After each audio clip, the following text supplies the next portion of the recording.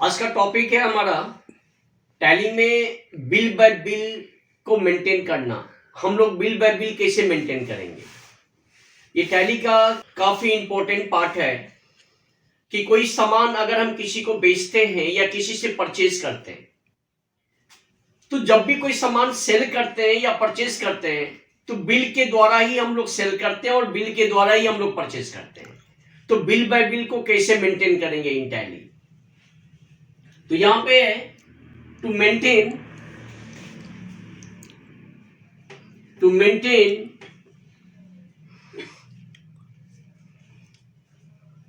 Bill by bill.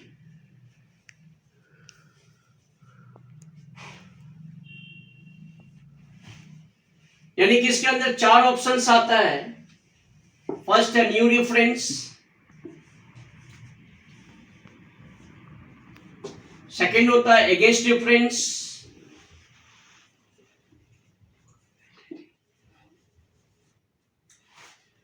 Third होता है advance and fourth होता है on account.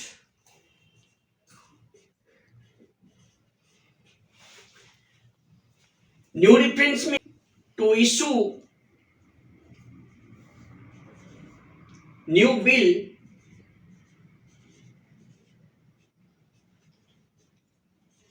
to a customer for a new transactions.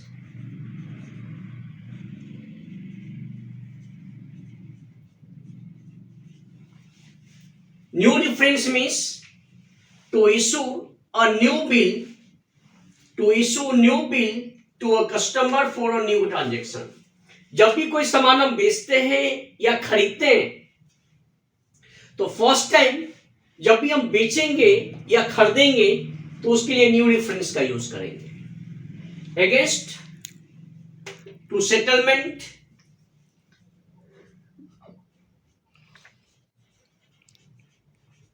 Of outstanding bill,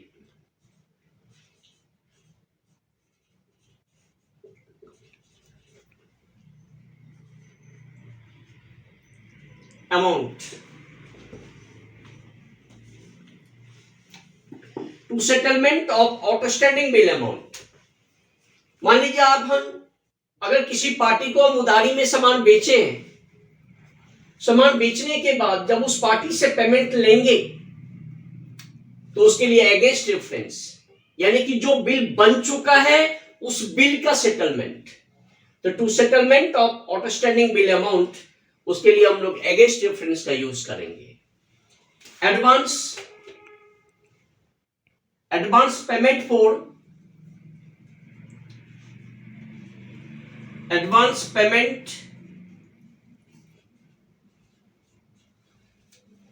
purchase and advance receive for sale. कभी कभी ऐसा होता है कि कोई भी सामान अगर हम बेचते हैं तो बेचने से पहले पार्टी से एडवांस ले लेते हैं।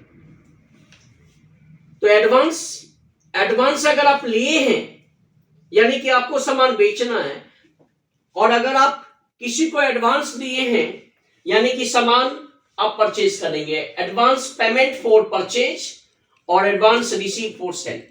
अगर एडवांस लिए हैं यानी कि सामान आपको बेचना है, तो सामान बेचने के लिए पार्टी से एडवांस लिए हैं, या आप किसी को एडवांस दिए हैं तो आप सामान परचेज करने के लिए एडवांस दिए हैं।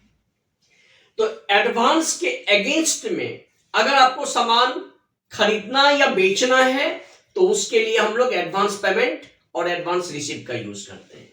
नेक्स्ट आता है on account, direct account to account adjustment. जब भी हम लोग अकाउंट्स टू अकाउंट्स एडजस्टमेंट करते हैं तो उसके लिए ऑन अकाउंट का यूज होता है।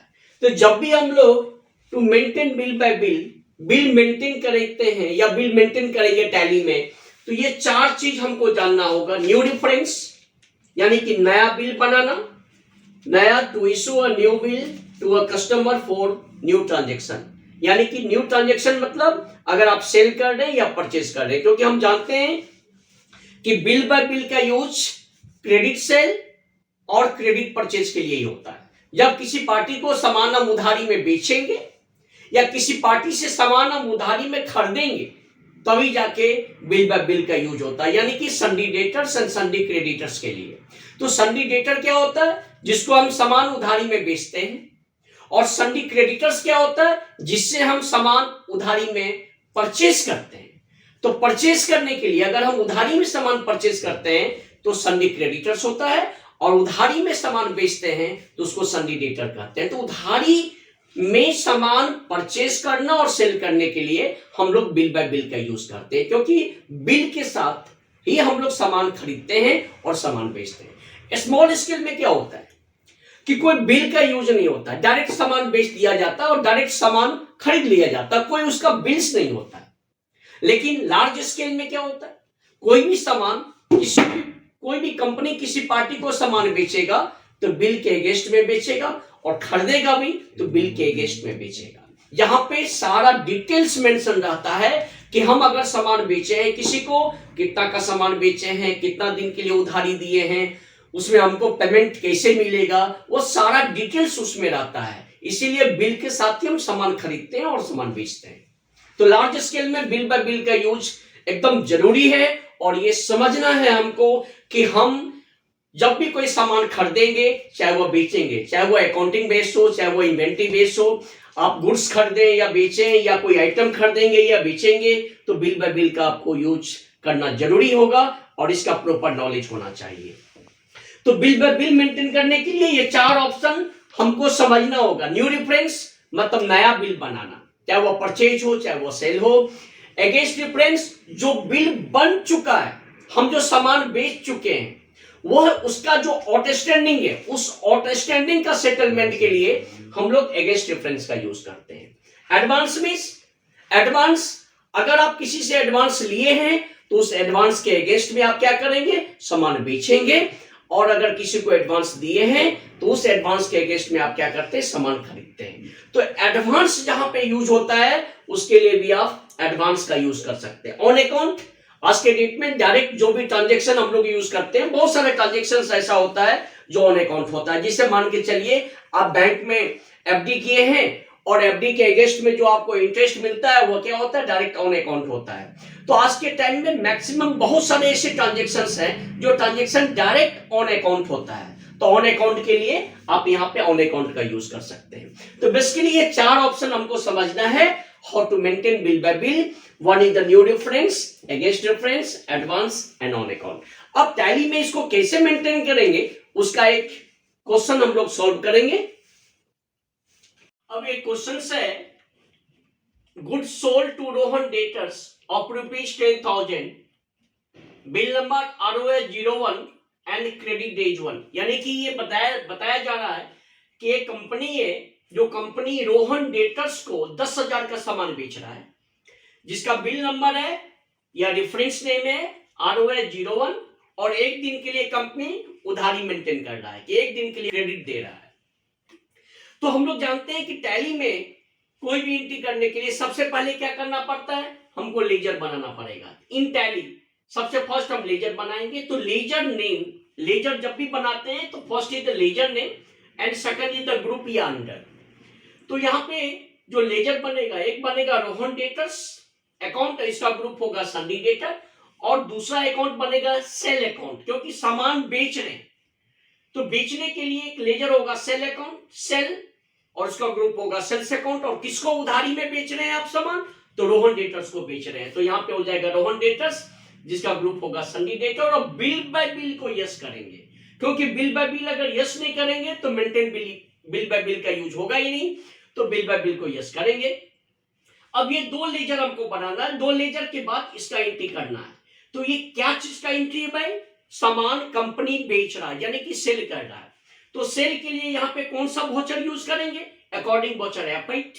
तो यहाँ पे अकॉर्डिंग वोचर एपेट कर दिए। अब सामान किसको दे रहे हैं? रोहन को दे रहे हैं। तो डीआर में करेंगे रोहन डेटर्स अकाउंट, कितना का अमाउंट है? 10,000 रुपीज। न्यू रेफरेंस यानी कि नया ट्रांजेक्शन हो रहा है, न्यू बिल इशू कर रहे हैं। तो न्यू रेफरेंस, इससे पहले जस्ट अभी हम लोग डिस्कस किए हैं कि न्यू रेफरेंस का यूज होता है to issue a new bill to a customer for new transactions. तो न्यू रेफरेंस, रेफरेंस में क्या? ROA 01, क्रेडिट डेज कितना है? 1 डे। कितना का सामान बेच रहे हैं? 10,000, और 10,000 का सामान बेच रहे हैं यानी कि डेबिट कर रहे हैं, तो यहाँ पे डीआर, और नीचे में क्या होगा? सीआर में सेल अकाउंट, यानी कि 10,000 का सामान पार्टी को आप बेच रहे हैं। तो डेबिट में रोहन डेटर्स और क्रेडिट में सेल अकाउंट। तो ये आप आज आपको बताया गया कि बिल बाय बिल का यूज करके हम कोई भी सामान को कैसे बेचेंगे, न्यू बिल कैसे इशू होगा। अब इसी का जो नेक्स्ट होगा हमारा वीडियो, उसमें आपको बताएंगे कि अगर हम किसी पार्टी को सामान उधारी में बेचे हैं तो उसका सेटलमेंट कैसे करेंगे। तो जब भी इसका सेटलमेंट होगा तो सेटलमेंट के लिए अगेंस्ट रेफरेंस का यूज होगा। नेक्स्ट वीडियो में आपको हम बताएंगे कि इसका सेटलमेंट कैसे करेंगे।